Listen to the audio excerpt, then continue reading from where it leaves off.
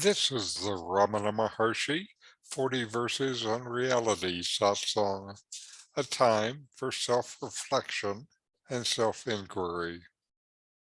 Know yourself and be always free and at peace.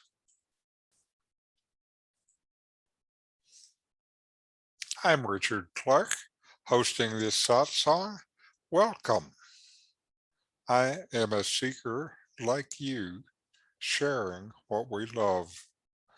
I've been blessed with years of deep teaching and practice, and I bring this to this satsang. This week's reading from 40 Verses on Reality is verse 21.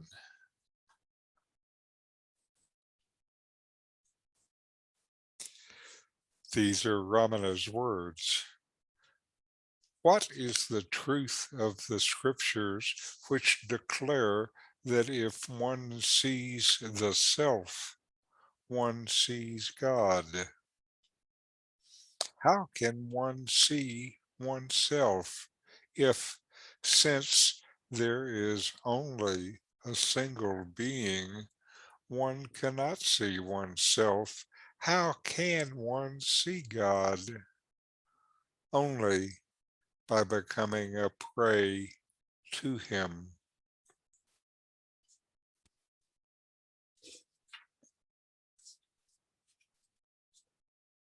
Can you ever see the self as an object? To see the self this way requires one self to be and another self to see. This cannot be. Can the sun shine on itself? Can your eyeball see itself? So, how do you turn around the light of consciousness to look back on itself? Well, you don't. What you can do is stop seeing your ego, the world, and God as real. How do you do this? It starts with your investigation into the ideas you hold about yourself that you think are who you are. Are you a role like a father or mother or worker? Are you a family member? Are you a spiritual seeker? All of these ideas change. They come and go. Do you come and go? When all these ideas fade away, you still exist.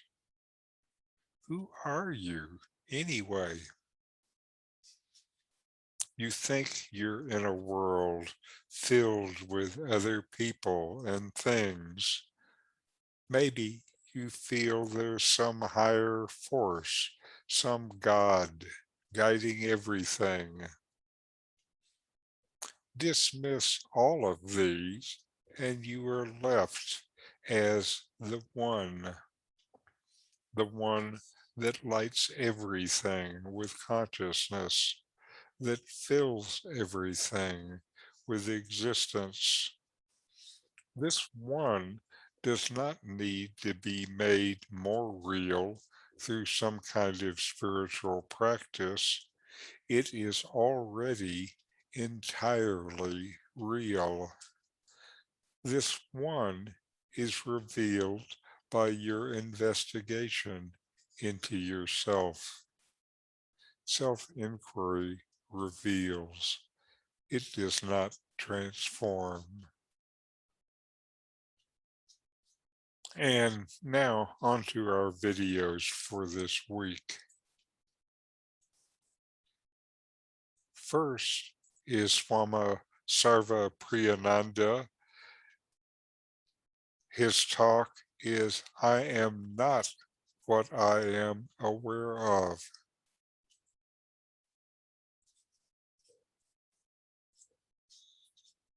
The question here is that in Advaita Vedanta, we follow a process of self-enquiry. We inquire into our experience of ourselves. And the method for that enquiry is one principle that we take up. The principle that is taken up is, whatever I am aware of, I am not that. Whatever we are aware of is an object, not awareness itself. And that which we are aware of is an object to awareness, not awareness itself. So by this process, we eliminate from our self-concept all objects. You see, the problem is that we have identified ourselves with things which are not ourself, with the body, with the mind. We take these to be I, me, but we are not these. Vedanta tells us that we are awareness, pure awareness. Now, how do we reach that? How do we appreciate what we truly are?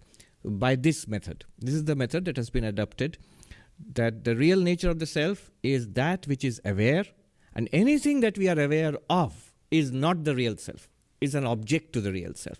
It's a very powerful method. Now, if you follow this method, even if you think about this method, then you will come to this question, which this gentleman has asked. The question is, so our ultimate goal is to know ourselves, self-realization, self-knowledge. Whatever we are aware of is an object, not the self. So when we reach self-knowledge, we'll be knowing the self, but then the self will be an object, because whatever we know is an object. Then it will not be the real self.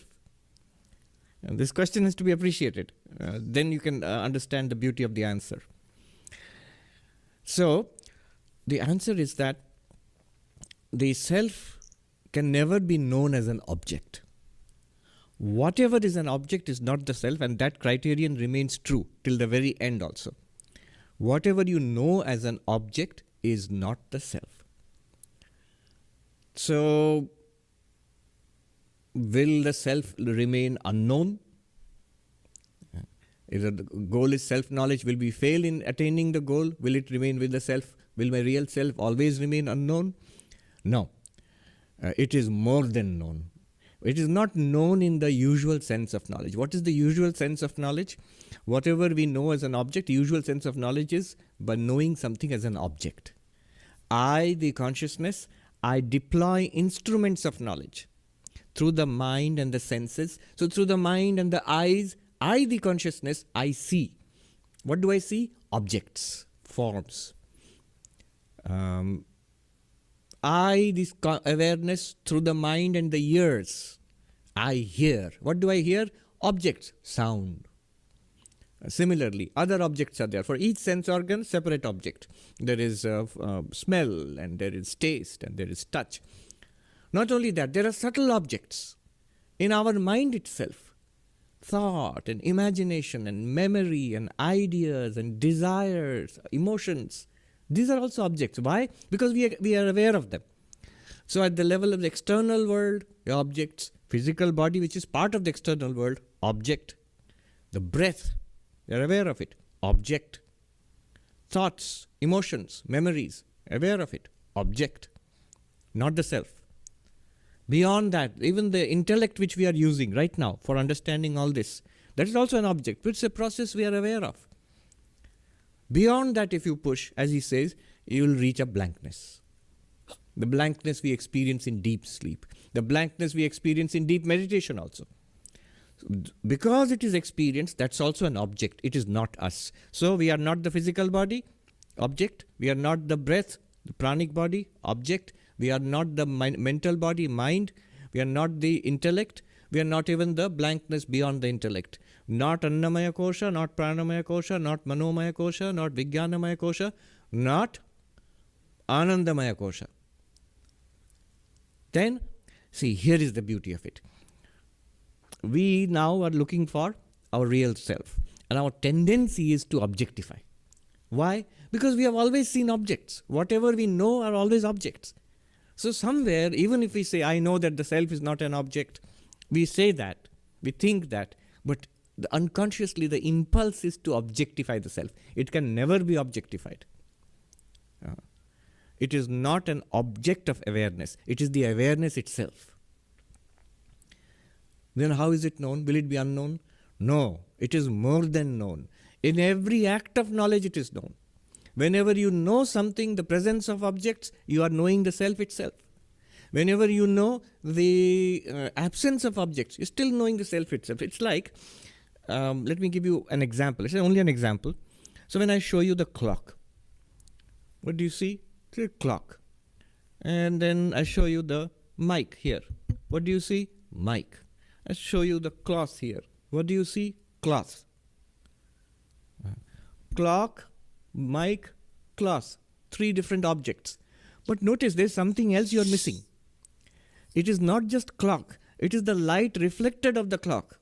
There is clock here plus light. The light is falling on it and then it's illumining the clock. So you're seeing the light. The same light falls on this mic and illumines it. It is mic plus light that gives you the experience of the microphone. It is cloth plus light which gives you the experience of the cloth. What is common to all of them? Clock is different from mic is different from cloth, but the same light is illumining all of them. In the same way, there is consciousness in every experience, in every knowledge of every object. One thing is there, consciousness is always there. Now, why did I say it's only an example? One thing one must be careful of here. The clock is a material object, but the light which is reflected from this clock is also a material object. So that does not apply to consciousness. What I mean is, in every knowledge, consciousness is there, but not as an object, as the illuminer of that object. Once we realize that, then we will find it in every knowledge. In Kenopanishad it is said, Pratibodha viditam matam amritatvam hi vindate.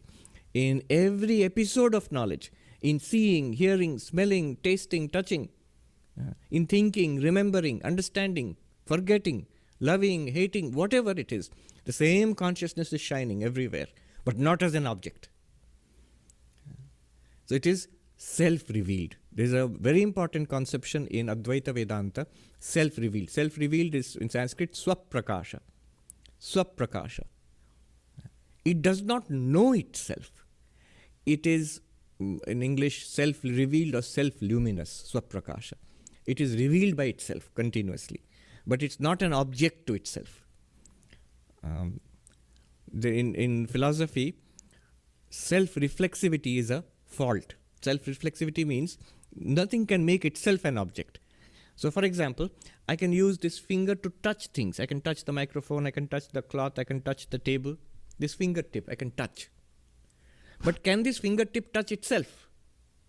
No. It can touch other fingertips, but it cannot touch itself. Right? In the same way, these eyes, they can see other things, but they cannot see themselves. And don't say that you can see yourself in a mirror. You are seeing a reflection of the eyes in the mirror. The eyes cannot see themselves directly the way they're seeing other things. So self-reflexivity is not allowed, or it's seen as a fault in philosophy. Self-reflexivity means something knowing itself, something referring to itself. Eyes do not see themselves. The finger does not touch itself. Similarly, consciousness does not know itself. So when enlightenment comes, you cannot say that the self will know itself. No. It does not technically know itself. But it is more than known. It is self-revealed. It's self-luminous. Not only in enlightenment, in every knowledge, in all ordinary knowledge, in religious knowledge, spiritual knowledge, in all kinds of knowledge, consciousness is self-revealed. Just as the light is common when it's reflected of all the objects. Also, the eyes, when we see different things, we are seeing different things, but what is common to all of them? That the eyes are seeing, same eyes are seeing everything. And I touch different things with the fingertips. What is common to that? The same fingertip is touching everything. So, in touching everything, I can say that I know that the fingertip. In seeing everything, the eyes are self-revealed. In self-knowledge, what happens is you realize the luminous nature of consciousness, and then In every act of knowledge, it doesn't have to be only Brahma Jnana. In every act of knowledge, the self is revealed, consciousness is revealed. That in dualistic language, it is called seeing God everywhere, seeing God in everyone, seeing God in every experience. So the answer to the question is, when self-realization comes, will the self know itself? If it knows itself, then it becomes an object. It cannot be the self anymore. No, it will not know itself as an object. But the self-luminous nature of consciousness will be revealed to us and will be continuously available. It is already continuously available to us. We don't recognize it, that's all. We will recognize it in thereafter, every act of knowledge, in every episode of knowledge, it will be recognized. And that is called freedom in Kena Upanishad. Pratibodha viditam matam amritatvam hi vindate. In every cognition, when consciousness reveals itself, when you realize it, the presence of consciousness, yourself, the self, real self, that is called immortality.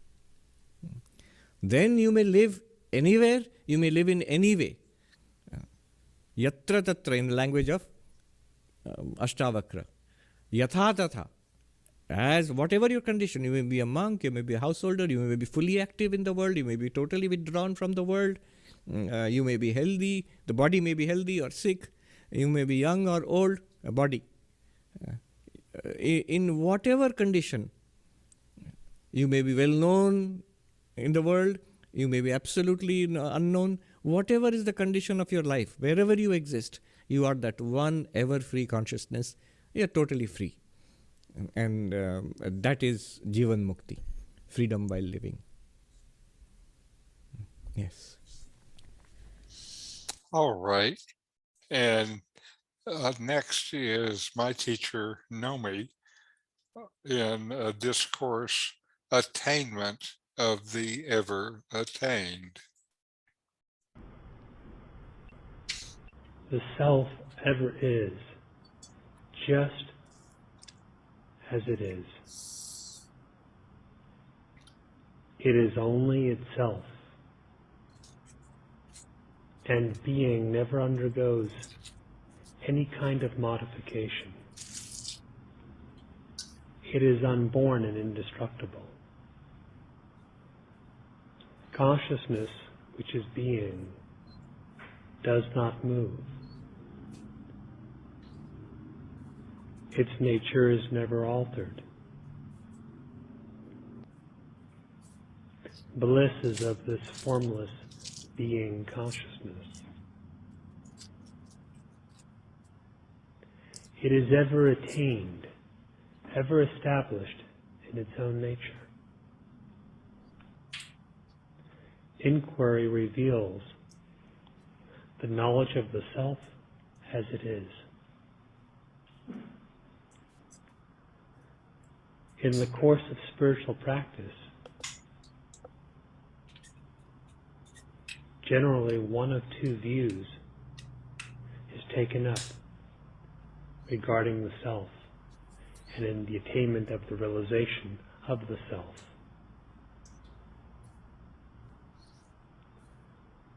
One view is that of establishing oneself in the self, steadily so. The other view is that of attaining a state in which the self remains steady in oneself, in one's own mind. It is worthwhile to examine your own practice to see if you hold these kinds of views. The former is obviously higher than the latter. If we want the self conceived as an experience or a state to remain steady in our minds, in our experience, we have to ask ourselves, what is this mind in which you would be steady? If the knowledge of the self is to be brought into the life, what is this that is called the life? Whose life?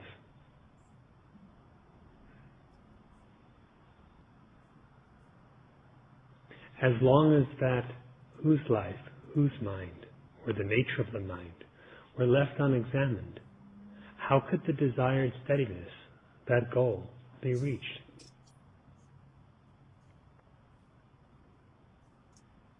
The cause of the unsteadiness is not the fleeting nature of the truth or of realization, but the unreal and mirage-like, utterly lacking in solidity nature of the mind, or the one in whom the truth is supposed to abide. If the former view is taken up, there is the idea of establishing oneself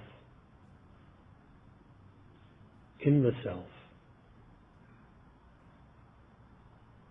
But how is that to be accomplished unless an inquiry be made as to who it is that is to be established? Who is it that now stands distinct, subtly or grossly so, who will become established in the truth? Whether we think the truth should be established in us, or that we should be established in the truth, what is necessary is to know the nature of oneself. Self-realization, therefore, is, we could say, the attainment of the ever-attained, and does not involve establishing the truth in oneself, or oneself in the truth, as well intentioned as these might be,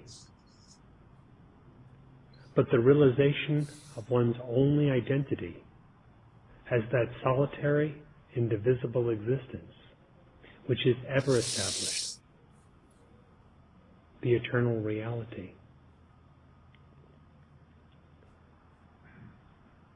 So while we may loosely speak of realizing the truth within, dissolving the mind therein and becoming steady, or abandoning oneself and dissolving into the truth, and thus becoming established in the self. What realization truly is this indivisible abidance in that as that. No one departs from the reality of the self. No one joins the reality of the self. Therefore, there are neither bound nor liberated jivas or individuals. There is just one self, pure existence, consciousness, bliss. For the realization of this, therefore, the Maharshi has advised to inquire, who am I? And thus know our singular, irrefutable, undeniable, unalterable nature. It is neither here nor there, neither now nor then. It is all that exists, and yet it never becomes an object. It never becomes a subject. It just is as it is. And this is true for all eternity. Therefore, inquire deeply as to the nature of your being or your consciousness, and know it as it is.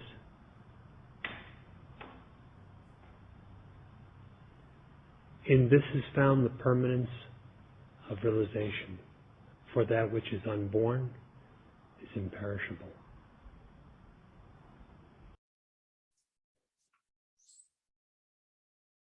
All right. Now let us take a few minutes and inquire. Breathe in and breathe out. Long, slow breaths. Feel the breath come in. Feel it as it goes out.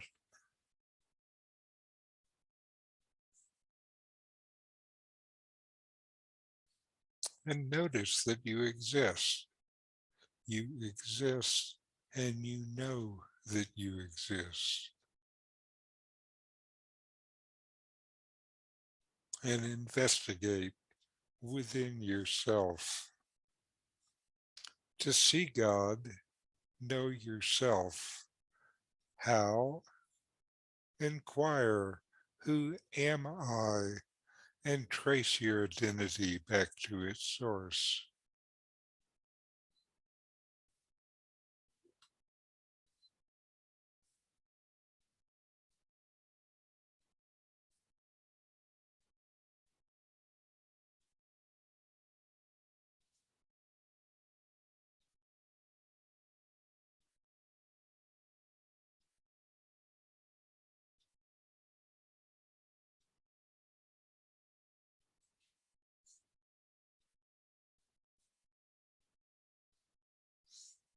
To see God, be God. To see the self, just discard everything that comes and goes. Then you stand as the self.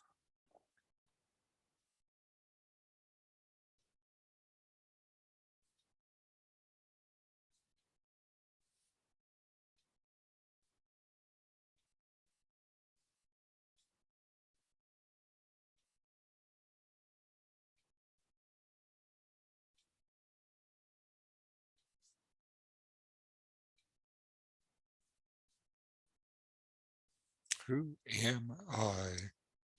What is the nature of my existence?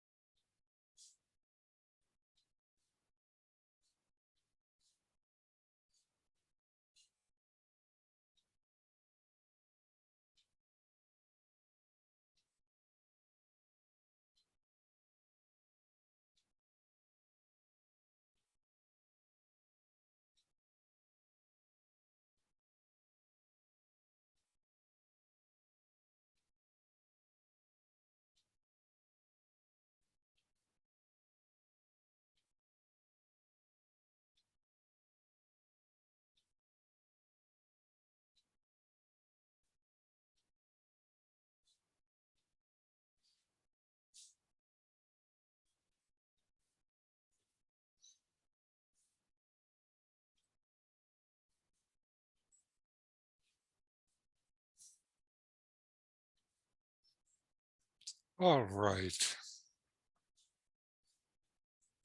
We'll close with a short chant. Om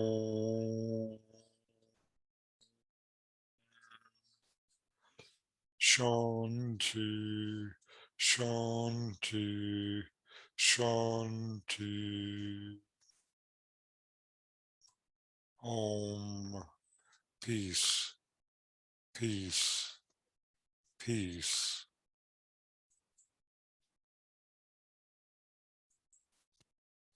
Thank you for letting me share this teaching with you. This series on Ramana's 40 verses in reality will continue in the following weeks. If this satsang was of interest to you, I have more, a free book site, a YouTube site, and my blog. The URLs will be on screen next. Namaste.